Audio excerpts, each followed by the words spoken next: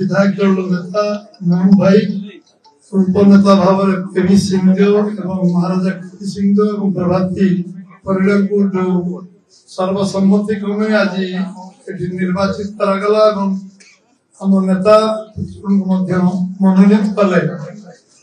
निश्चित भाव समस्त को धन्यवाद देवी। आज एवं तुरंत 1 मिनिट बाहर राज्यपाल राजभवन बाहर आमे सरकार करने 78 एवं 3 स्वाधीन विधायक 81 जन जो सदस्य आम संगे अच्छा कागज दस्तावेज आम सरकार करने से आमको आमंत्रण कले। काली आम प्रधानमंत्री को उपस्थित दिन 5टा बेले शपथ ग्रहण उत्सव जनता मैदान हम एवं समस्त को निमंत्रण आवेदन करशा 4.5 कोटी लोक समस्ते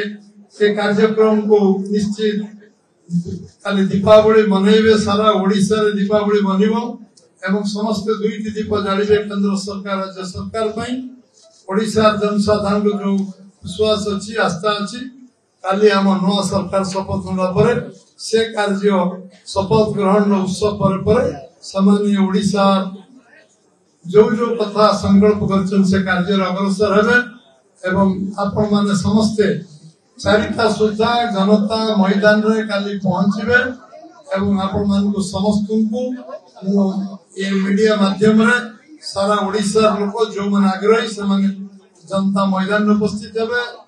तो निज निज जगह रे निज निज ब्लॉक रे एलईडी जरिया रे मध्य देखि परिबे विभिन्न